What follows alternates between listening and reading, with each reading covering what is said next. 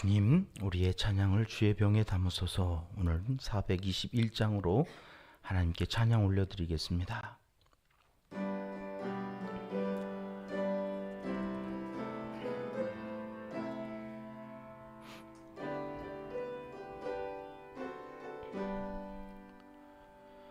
내가 예수 믿고서 죄 사함 받아 나의 모든 것 다 변했네.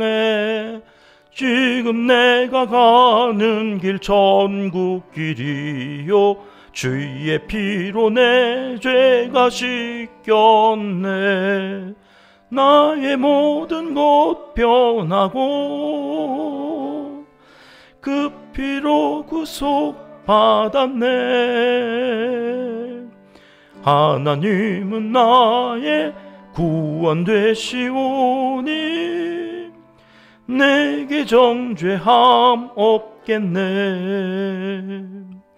주님 밝은 빛 되사 어둠에 치니 나의 모든 것 다 변했네. 지금 내가 주 앞에 온전케 됨은 주의 공로를 의지함일세. 나의 모든 것 변하고 그 피로 구속 받았네.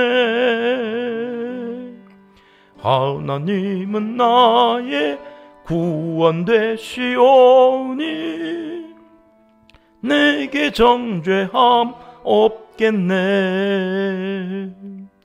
내게 성령이 임하고 그 크신 사랑 나의 맘에 가득 채우며 모든 공포 내게서 물리치시니 내 맘 항상 주 안에 있겠네.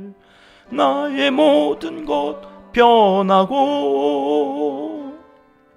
그 피로 구속 받았네. 하나님은 나의 구원 되시오니 내게 정죄함 없겠네. 아멘. 주님, 우리의 기도를 주의 병에 담으소서. 기도문으로 다 함께 기도드리십니다.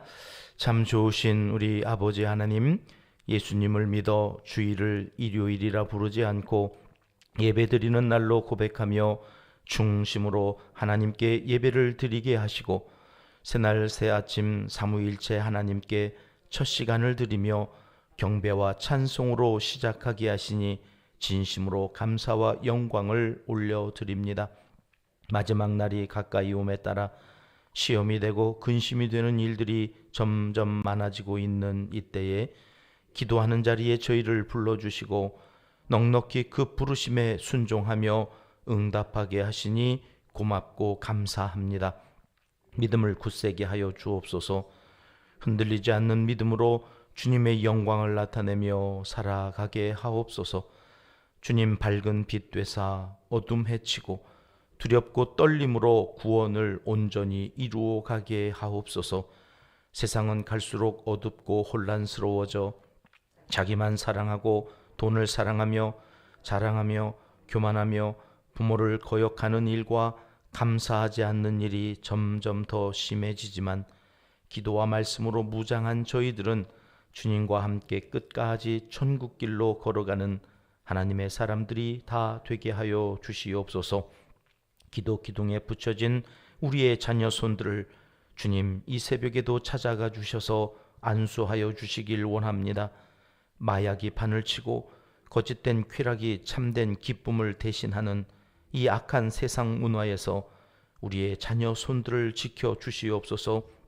악한 것들이 감히 머리카락 하나에도 손을 대지 못하게 보호하여 주시고 다윗처럼 어디를 가든지 하나님께서 이기게 하심으로 승리의 노래를 부르며 살아가는 우리의 자녀 손들이 다 되게 하여 주시옵소서.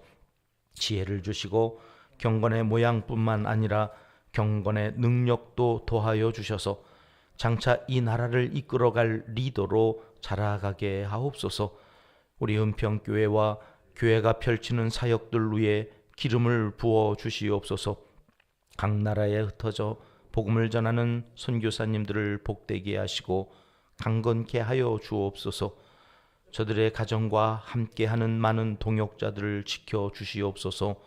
우리가 돕는 어려운 이웃들의 몸과 마음, 영을 긍휼히 여겨주시고 일용한 은혜로 가득 채워 주시옵소서.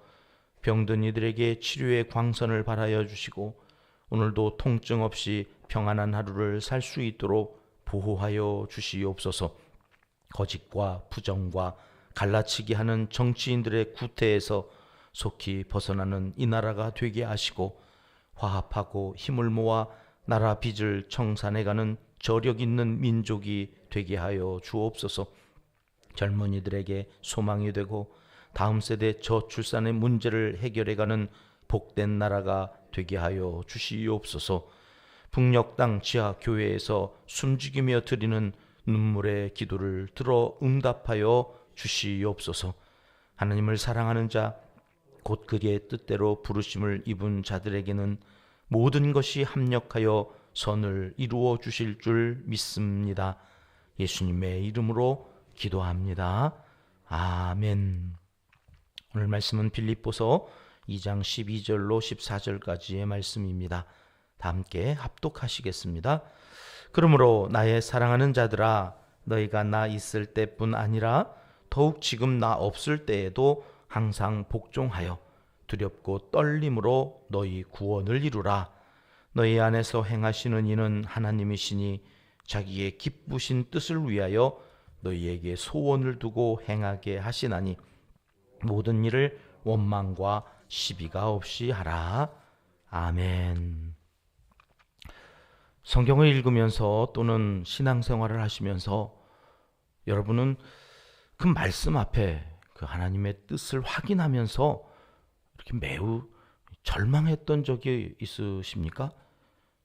하나님의 말씀, 이 성경을 읽는데 소망이 생기고 삶의 의욕이 끌어 넘쳐야지, 그래 무슨 성경을 읽으면서 절망했던 적이 있느냐고 물으시나? 제 목사님이 잠이 덜 깨셨나? 이 말씀을 잘못하신 것 같은데 그런 생각이 혹시 드셨을지 모르겠습니다. 순서지에 함께 기록해 드렸는데요. 레위기 11장 45절은 이렇게 말씀하십니다. 나는 너희의 하나님이 되려고 너희를 애굽 땅에서 인도하여 낸 여호와라. 내가 거룩하니 너희도 거룩할지어다. 성경을 읽으면서 제가 처음 절망했던 말씀이 이 말씀입니다. 거룩하라고 하는 말씀이 절망이 아니라 하나님처럼 거룩해라. 아니 정도가 있지 그래. 내가 어떻게 하나님처럼 거룩해질 수가 있다고 이런 말씀을 하시나. 이런 터무니없는 말씀을 하시다니. 이제 그런 마음이 들었었기 때문입니다. 여러분은 안 그러십니까? 예, 저는 아직 덜 된 목사라서 아직까지도 하나님처럼 거룩하라고? 그리고 읽고서 또 성경을 읽는데 성경이 저 끝나갈 때쯤 해서 베드로가 또 이 말씀을 인용합니다. 베드로전서 1장 15절 16절 말씀은 이렇게 또 기록되어 있습니다. 오직 너희를 부르신 거룩한 이처럼 너희도 모든 행실에 거룩한 자가 되라. 기록되었으되 내가 거룩하니 너희도 거룩할지어다 하셨느니라. 제 기억으로 읽고 있다가 성경이 끝날 때쯤 베드로가 이 말씀을 또 하시는데 레위기에서 그 절망했던 그 절망보다 더 큰 절망이 제 마음속에 찾아왔습니다. 막 당황스럽고 혼돈스럽고 이게 막 어떻게 하나님처럼 나 못하겠는데? 이건 죽었다 깨어나도 내가 할 수 있는 일이 아닌데? 뭐 적당히 거룩하라 그랬으면 예, 제가 한번 해보겠습니다. 뭐 이러면서 새벽 기도도 하고 뭐 이렇게 선행도 좀 하고 어떻게 좀 해볼 궁리를 좀 해봤을 텐데 하나님처럼 거룩하라. 야, 이 맙소사 이거 어떻게 이걸 하라고 그러시나 그러면서 끊임없이 절망했던 그런 기억이 제게 있습니다. 죄로 인해 저주 아래에 있던 우리가 여러분 어떻게 하나님처럼 거룩할 수 있단 말입니까? 그렇지 않습니까, 여러분? 우리는 지난 시간 빌립보서 2장 11절까지 말씀을 살펴보면서 예수 그리스도의 겸손, 그 겸손한 그리스도를 또 하나님께서는 어떻게 하셨다고 말씀하시는지 그 겸손의 결과에 대해서까지 살펴보았습니다. 하나님이셨던 예수님이 우리를 섬기기 위해서 자신을 비우고 낮추셔서 이 땅에 종의 모습으로 오셨습니다. 그리고 결국 자신의 생명까지 십자가에서 내어주셨다고 하는 이 사실, 그로 인해 하나님께서는 예수님을 지극히 높여 모든 이름 위에 뛰어난 이름을 주셨습니다. 그리고 모든 무릎을 그 이름 앞에 꿇게 하셨다 하는 그런 말씀을 우리가 살펴보면서 우리도 예수님을 닮아서 이 세상에서 살아가는 동안 그만큼 겸손하고 그만큼 겸손할 때 하나님께서 또한 우리를 그만큼 높여주실 것이다 하는 그러한 꿈을 갖게 되었습니다. 비전을 갖게 되었습니다. 그것이 하나님께 영광이 되어진답니다. 우리가 하나님께 겸손해져서 하나님이 우리를 높여주시는 그 순간 하나님이 영광을 받으시는 그러한 삶을 살아가야 되겠구나. 여러분, 이 말씀을 이렇게 들으시고 며칠을 살았잖아요, 지금? 어떠십니까? 그만큼 겸손해지셨습니까? 겸손이 좀 쉬워지셨습니까? 우리가 예수님처럼 그렇게 겸손해야 되는 거구나. 그렇지. 그러면 하나님이 높여주실 거잖아. 아싸, 겸손해야지. 그렇게 사셨더니 좀 겸손하게 며칠 동안 좀 사셨습니까? 그래서 나를 통해서 하나님이 영광을 좀 받으신 것 같으십니까? 주님이 겸손하셨던 것처럼 너도 그렇게 겸손해라. 아멘 하고 가셨는데, 여러분, 이 새벽에 다시 한번 이 질문을 받는 순간 절망이 생기지 않습니까? 적당히 겸손하라고 그랬으면 좀 어떻게 이럴 텐데, 예수님처럼 십자가에 아직 안 죽었잖아요. 우리가 안 죽은 만큼 겸손하지 않은 거예요. 어떤 분이 내가 너 죽도록 사랑한다 이렇게 얘기했더니 그러더래요. 아직 안 죽었네? 안 죽은 만큼 사랑 아직 안 하는 거죠. 죽도록 사랑해야 되는 건데 안 죽었으니까 아직 덜 사랑하는 거죠. 더 사랑해야 되는 거예요. 우리가 죽도록 충성해야, 죽도록 사랑해야, 죽도록 겸손해야, 거기까지 내려가야 주님처럼 겸손해지는 건데 말입니다. 여러분, 기준이 어지간해야 소망이 되고 의욕이 생기는 거 아니겠습니까? 그렇다면 하나님은 지금 우리 믿는 사람들을 골탕 먹이려고 이런 무지막지한 숙제를 내주시면서 하나하나 이 도끼 눈을 뜨시고 지켜보시는 분이실까요? 우리가 믿는 하나님은 그런 분이 아니신 거죠. 당연히 그렇지 않을 것입니다. 우리가 감히 행할 수도 없는 터무니없는 명령을 내리시면서 우리를 비웃고 야단치시려고 지켜보시는 분이 아니십니다. 오늘 본문 12절 말씀을 같이 봉독해 보겠습니다. 시작. 그러므로 나의 사랑하는 자들아, 너희가 나 있을 때뿐 아니라 더욱 지금 나 없을 때에도 항상 복종하여 두렵고 떨림으로 너희 구원을 이루라. 이 결론적으로 먼저 말씀드리자면 예수님처럼 되고 하나님처럼 되는 이 거룩함, 이 구원이라고 하는 과제는 한 번에 되는 것이 아니라는 것입니다. 항상 복종하여 두렵고 떨림으로 계속해서 끝까지 이루어가야 하는 이 진행형이라는 말씀입니다. 이것을 우리 기독교 교리에서는 성화 이렇게 부릅니다. 우리가 예수님을 믿고 거듭나서 하나님의 자녀가 되면 그때부터 이 성화의 과정을 계속 밟아나가면서 예수님을 점점 더 닮아가는 시간이 필요한데요. 이 과정을 성화의 단계 이렇게 부르는 것입니다.